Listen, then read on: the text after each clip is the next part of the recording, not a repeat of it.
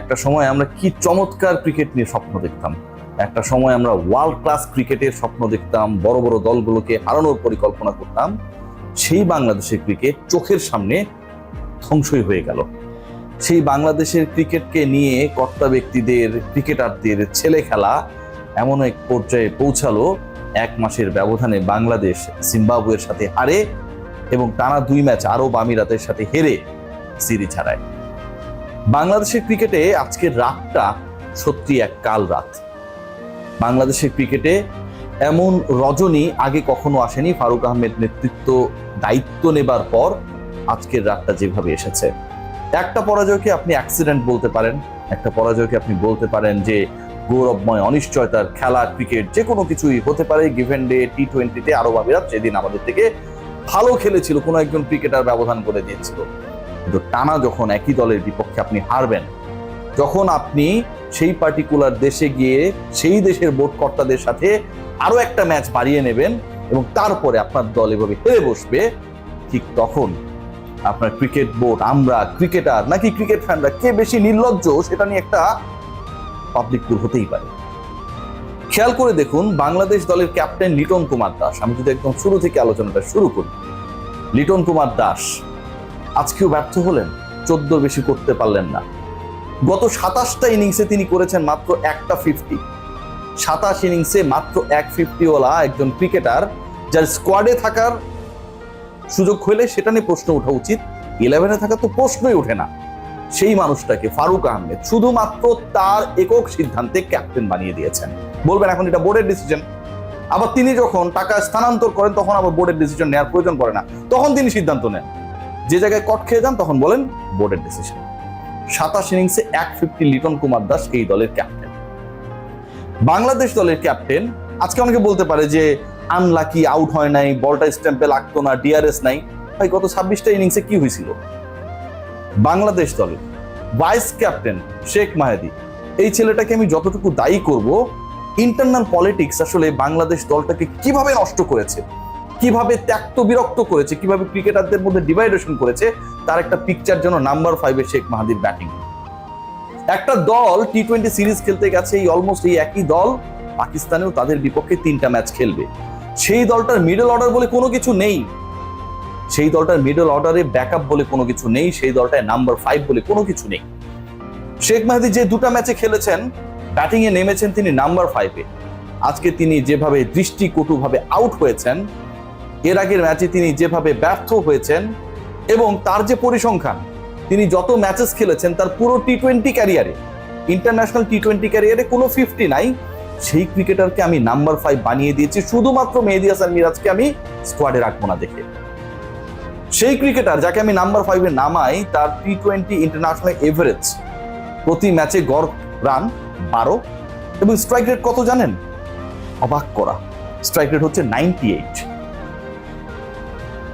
যখন আমরা দেখি যে ইউএইর মতো একটা দল, একটা দুর্বল দল, একটা আন্ডাররেটেড দল, যেই দলটার ক্রিকেটাররা সেই দেশের নাগরিক না, অধিকাংশ বিভিন্ন জায়গা থেকে টুকিয়ে টুকিয়ে বলে না সংগ্রহ করে একটা দল বানানো হয়েছে, দেশ হিসেবে তারা অনেক রিচ, কিন্তু বাংলাদেশ ক্রিকেট বোর্ডের মতো রিচেস্ট ক্রিকেট বোর্ড না। সেই পার্টিকুলার দলের নাম্বার 5-এ যখন আমরা আসিফকে দেখি, সেই পার্টিকুলার আসিফ যখন 3 উইকেট চলে যাবার পর আলিশানের সাথে পার্টনারশিপ করে তার দলকে, তার দেশকে বাংলাদেশের বিপক্ষে জিতিয়ে সিরিজ জিতিয়ে ফেলে, ঠিক একই পজিশনে যখন আমরা দেখি 4th richest cricket board, Faruk আহমেদের ক্রিকেট বোর্ড, যেই ক্রিকেট বোর্ডের প্রেসিডেন্টের দায়িত্ব নেবার পরই টার্গেটটা ছিল কিভাবে ইন্টারেস্টেড বেশি পেয়ে বিসিবির ফান্ডকে বাড়ানো যায়, সেই ক্রিকেট বোর্ডের নাম্বার 5-এ শেখ মেহেদী, স্ট্রাইক রেট 98, পারফরমেন্স ফারুক আহমেদের মতো। একটা দলের নেতা যদি পারফর্মার না হন, 27 ইনিংসে একটা 50 একটু আগে বলছিলাম, তাহলে বাকিরা কতটুকু পারফরমেন্সের অনুবাদ করতে পারবে? খেয়াল করে দেখুন, ফারুক আহমেদের ক্রিকেট বোর্ডের সাথে বাংলাদেশ জাতীয় দলের অসম্ভব একটা মিল রয়েছে। ফারুক আহমেদ নেতা হিসেবে ব্যর্থ, তিনি এদিক সেদিক বলে বেড়ান যে আমি কারো সহযোগিতা পাই না, সাহায্য পাই না, এই কারণে বোর্ড চালাইতে আমার ঝামেলা হয়। ক্রিকেট বোর্ডে আরো একজন পরিচালক আছেন নাজমুল আবেদিন ফাহিম, একই সাথে ফারুক আহমেদের সাথে ঢুকেছে। তাকে আপনারা যে কেউ জিজ্ঞেস করবেন, ফোন করবেন, হোয়াটসঅ্যাপ করবেন, কিংবা সংবাদ সম্মেলনে আমি জিজ্ঞেস করবো যে ভাই আপনি কি কারো সাহায্য পান না? করবেন না, এরকম তো কোনো ঘটনা ঘটে নাই। নিজের অপকর্ম ঢাকার জন্য বাকি সবাইকে তিনি দূরে ঠেলে দিয়েছেন। ক্রিম ডিপার্টমেন্টগুলোর দায়িত্ব তিনি নিজের হাতে রেখেছেন, মার্কেটিং কমিটির দায়িত্বে তিনি কিন্তু বাংলাদেশ ক্রিকেটের ব্রডকাস্ট রাইট বিক্রি হয় না, বিটিভি দেখায় বাংলাদেশ জিম্বাবুয়ে খেলা। ব্যর্থ প্রেসিডেন্ট যখন একটা ক্রিকেট বোর্ড চালান, কলিগরা আসলে পারফর্ম করতে পারে না। ব্যর্থ ক্যাপ্টেন, নন পারফর্মার ক্যাপ্টেন, নন পারফর্মার ক্রিকেটার, যার দলে থাকা প্রশ্নবিদ্ধ, যার স্কোয়াডে থাকা প্রশ্নবিদ্ধ, তিনি যখন একটা দল পরিচালনা করেন, সেটা নেতা নির্বাচিত হন, ঠিক তখন সেই দল কি পারফর্ম করবে? করবে না। তাসকিন আহমেদ ইনজুর্ড, মেহেদী হাসান মিরাজ সবশেষ বিপিএল এর সেরা ক্রিকেটার, 300+ রানস, অলমোস্ট 15 উইকেটস, আপনি কাউন্ট করলেন না। আপনি সংবাদ সম্মেলনে এসে নির্লজ্জের মতো বলেন যে অনেক সময় বেস্ট ক্রিকেটারদেরকেও আমাদেরকে বাইরে রাখতে হয় কম্বিনেশনের কারণে। বাংলাদেশ ক্রিকেট দলের কম্বিনেশনটা কোথায় ভাই? এখানে তো কোনো কম্বিনেশনই হচ্ছে না। আপনার নাম্বার 5 ব্যাটার যখন শেখ মাহাদি হয়, এবং আরো একটা ইন্টারেস্টিং তথ্য আপনাদেরকে দেই, আমি আজকে ঠান্ডা মাথায় আলোচনা করছি। শেখ মাহাদি এই সিরিজের আগে তার জীবনে লাইফে কখনো ইন্টারন্যাশনাল টি20তে নাম্বার 5-এ ব্যাটিংই করে নাই।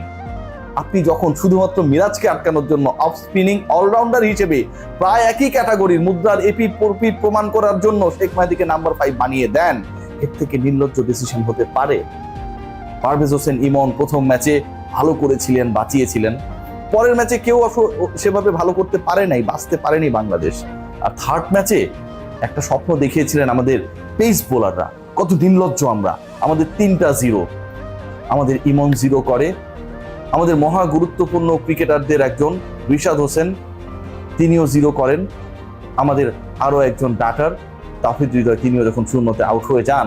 বাংলাদেশ যখন 100 করতে পারবে কি পারবে না, জাকির আলী অনেক প্রাণপণে সেই 100 পার করিয়ে দেন, কিন্তু তিনিও আউট হয়ে যান। তিনি যখন আউট হয়ে যান তখন বাংলাদেশের 9 উইকেট নেই, রান হচ্ছে 128। তখনও আমরা বিশ্ব রেকর্ড করি আমাদের হয়ে। শরীফুল হাসান মাহমুদ 10 বলে 34 রান অ্যাড করেন, শেষ ওভারে 26 রান নেন। এই দুজন ক্রিকেটার বাংলাদেশ দলের এদিনের সর্বোচ্চ স্ট্রাইক রেটে ব্যাট করা টপ 3 দুজন। আমরা কত লজ্জিত, আমরা কত বাজেভাবে হেয় হই যখন আমার 10 এবং 11 নম্বর ব্যাটার এরকম পারফর্ম করে দলটাকে 160-এর উপরে নিয়ে যায়। অথচ এই দুজন যদি ব্যর্থ হতো, বাংলাদেশ দলের ব্যাখ্যাটা কি হতো জানেন? ব্যাখ্যা দেয়া হতো যে এখানে আসলে উইকেটে কিছুটা টার্ন ছিল, আগের মতো উইকেট ছিল না, ব্যাটসম্যানরা বুঝতে পারেনি, এই কারণে আউট হয়ে গেছে, ক্রিকেটে এরকম ঘটতেই পারে, আমরা তাদের ক্ষমা সুন্দর দৃষ্টিতে দেখে আগামীতে তারা আবার ফিরে আসবে। ভাবা যায় যখন হাসান মাহমুদ প্রায় 200+ স্ট্রাইক রেটে ব্যাট করেন, যখন শরীফুল ইসলাম 250 স্ট্রাইক রেটে ব্যাট করেন, যখন শেষ 10 বলে 34 রান অ্যাড হয়, তখন আমার লিটন কুমার দাসরা 14 রানের বেশি করতে পারেন না। শেখ মাহাদি হাসান ব্যাট করেন আজকের ম্যাচে কত স্ট্রাইক রেটে জানেন? 9 বলে 2 রান করেছেন। 9 বলে 2 রানকে যদি আমরা কনভার্ট করি, তাহলে সংখ্যাটা আমি লিখে রেখেছি, সেটা দাঁড়ায় সম্ভবত 22 বা এর বেশি দাঁড়ানোর কথা না। ইয়াস, 22 স্ট্রাইক রেটে আমার নাম্বার 5 ব্যাট করে। খেয়াল করে দেখুন, একজন ক্রিকেটার যিনি কখনোই নাম্বার 5-এ ব্যাট করেন নাই, শুধুমাত্র মিরাজ ঠেকাও আন্দোলনকে, থাকে না ইলেকশন, কেউ বলছে ডিসেম্বরে লাগবে, কেউ বলছে জুনে লাগবে, জুলাই লাগবে, সবাই অবরোধ করছে, জ্ঞানজাম লেগে গেছে দেশে পুরো পলিটিক্যাল পার্টিগুলোর মধ্যে। দুপক্ষই ঠেকাতে চায়, শুধুমাত্র মিরাজ ঠেকাও বলে, যাকে পিএসএল থেকে বলে যে আয় আয় খেলে যা, সেখানটায় আমরা আমাদের পুরো ব্যাটিং অর্ডারটাকে কলাপস করে দিই। গাজী আশরাফ হোসেন লিপু ওই বিভিন্ন স্কোর কার্ডগুলো দেখে সম্ভবত দল বানান। যদি সত্যিকার অর্থেই তিনি প্রপার দল তৈরি করার চেষ্টা করতেন, তাহলে এভাবে একটা খোলসে মার্কা, কিংবা থাকে না যে খোলস আসছে কিন্তু ভেতরে মাল নেই, দারুণ একটা আপনি ব্র্যান্ডেড করে একটা বক্স বানিয়েছেন কিন্তু ভেতরে কোনো খাবার নেই, সেরকম একটা দল বানাতেন না।